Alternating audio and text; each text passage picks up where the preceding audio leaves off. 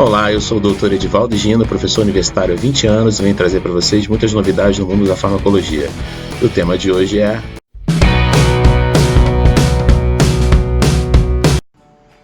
Então, farmacologia da coagulação é um assunto muito importante para quem vai trabalhar em emergência, então em pacientes que saíram de cirurgia ou que vão entrar em cirurgia. Isso é muito importante, você não pode trocar os assuntos, você pode, infelizmente, levar a pessoa a óbito se você trocar os fármacos aqui. Vamos lá.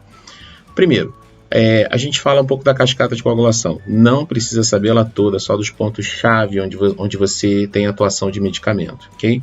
Então vamos lá. Um dos pontos-chave é os fatores de coagulação 2, 7, 9 e 10. Bom, esses fatores de coagulação eles são fabricados aqui no fígado e quem estimula a fabricação desses fatores 2, 7, 9 e 10 é a vitamina K, também conhecida como fitomenadiona. Então, essa fitomenadiona aqui, a vitamina K, ela estimula a síntese desses fatores. É necessário você ter essa vitamina K na alimentação. São vegetais de cor verde mais escura, principalmente o brócolis, tá bom? Então, o que acontece quando você chega com um paciente sangrando? Né? Eu posso estimular a síntese desses fatores 2, 7, 9 e 10 no fígado desse paciente, administrando vitamina K, uma ampolinha para ele. Então, faça a administração para ele parar de sangrar. A ideia é a seguinte, se houver fatores de coagulação aqui, né, o que acontece? Eu terei o processo de coagulação acontecendo, então o sangramento vai parar, essa é a ideia, tá? Paralelamente a isso, a gente tem um grupo de pessoas que tem tendência a ter AVC, AVE, como queira chamar. Então, a coagulação atrapalha, porque pode precipitar a doença. Então, a gente não quer que ela tenha esse processo de coagulação. A gente pode impedir a síntese dos fatores 2, 7, 9 e 10 usando um medicamento chamado varfarina. A varfarina vai inibir a síntese dos fatores 2, 7, 9 e 10 no fígado. Sem fator de coagulação, não tem cascata, a tendência é não coagular, nesse caso é importante. Bom, vamos lá. A gente tem os medicamentos que agem na trombina e na antitrombina 3. Vamos lá, como é que funciona isso? A antitrombina 3 inibe a trombina, é um controle endógeno que nós temos.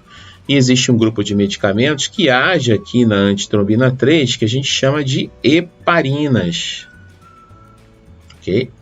O que as heparinas fazem? As heparinas ativam a antitrombina 3 e a antitrombina 3 inativa a trombina para de funcionar. Eu não terei o resto da coagulação aqui do processo.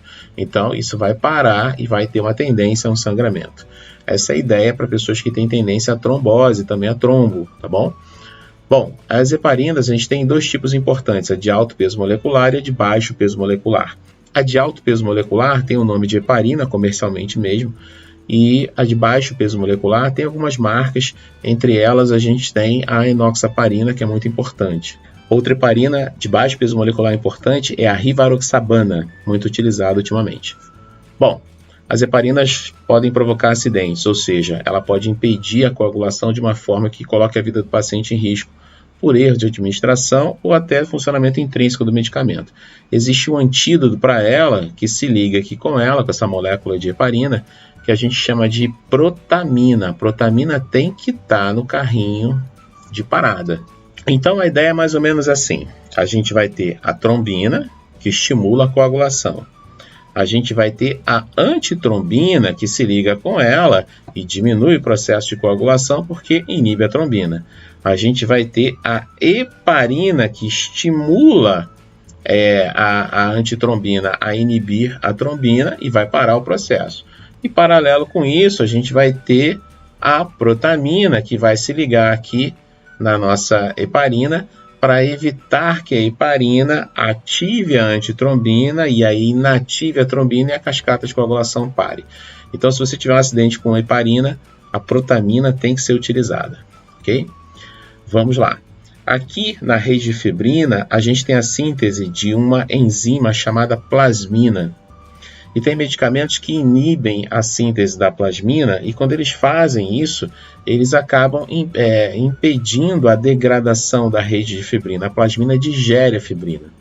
Bom, então o que vai acontecer aqui? A gente vai ter aqui o medicamento ácido tranexâmico, muito conhecido como Transamin, que vai inibir a plasmina e a plasmina iria digerir a rede.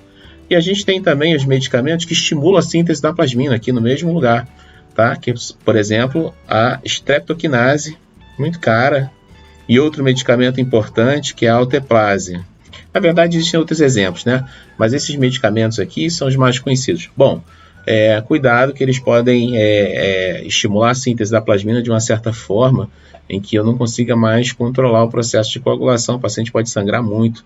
Então a gente só vai usar a streptokinase, alteplase, setor fechado, UTI cardiológica, paciente infartado grave, que eu preciso tentar desobstruir os vasos dele para ele poder sobreviver.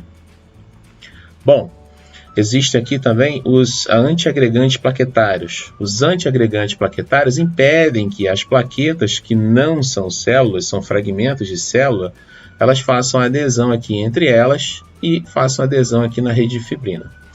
Bom, os antiagregantes plaquetários, a gente tem exemplos importantes, como assim, ó, o ácido acetil salicílico aqui, ó, AAS, ele tem esse efeito de impedir a agregação de plaquetas. Por quê? Porque ele diminui a síntese de um fator solúvel chamado TXA2, que é o tromboxano A2, e esse mediador solúvel promove a agregação de plaquetas. A plaqueta vai mudar de forma e vai aderir entre si. Ela fica mais arredondada, ela deixa de ser achatadinha, fica mais arredondada e ela adere uma com a outra. Ela expressa moléculas de adesão na superfície para isso. A gente tem também o clopidogrel e a ticlopidina. São dois medicamentos que diminuem a expressão dos receptores 2B e 3A que estão nas plaquetas, e esses receptores que são complementares é que vão aderir uma plaqueta na outra. Então a agregação plaquetária vai diminuir se a gente fizer isso. Bom, resumindo, vamos lá. O paciente ele tem sangramento, eu posso utilizar a vitamina K, eu posso utilizar o ácido tranexâmico, eu posso utilizar aqui a protamina. Tá? O paciente ele tem tendência a trombose, entupimento de vaso, preciso desobstruir esse vaso. Eu posso usar a varfarina, eu posso usar a streptokinase, a alteplase, eu posso utilizar as heparinas, eu posso utilizar o ácido acetil salicílico, o clopidogrel e a ticlopidina. Qual é a ideia? Se você tiver um acidente, se você utilizar o medicamento errado, dose errada, faça um antagonismo no local do mecanismo de ação onde você cometeu o erro. Exemplo, dei um excesso de varfarina aqui, ó. Tá? Eu vou dar um antagonista específico aqui, ó, que é a fitomenadiona. Não que os outros antagonistas em outras áreas da cascata não tenham efeito, vai ter. Mas o antagonismo que é feito direto no local onde você quer reduzir o processo, ele é muito melhor. Vamos lá. Então, se você tiver algum erro aqui com streptokinase, com alteplase, você vai utilizar o ácido tranexâmico. Se você errar aqui com as heparinas, você vai utilizar a protamina. Essas coisas têm que estar no carrinho de parada, tá bom? Com essa infantil clopidogrel, a ação é via oral, é muito mais lenta, é mais um processo de prevenção. Então, caso não seja acidente de ingestão de grande quantidade, né, não precisa ter um antagonismo direto aqui, tá bom? Se for ingestão de grande quantidade, você tem que fazer lavagem estomacal, você tem que fazer outros procedimentos que são de emergência. E aí, gostou? Acompanhe o canal no Facebook, no Instagram e no YouTube, ative as notificações, clica no sininho, se inscreve no canal, deixa um like. Até a próxima.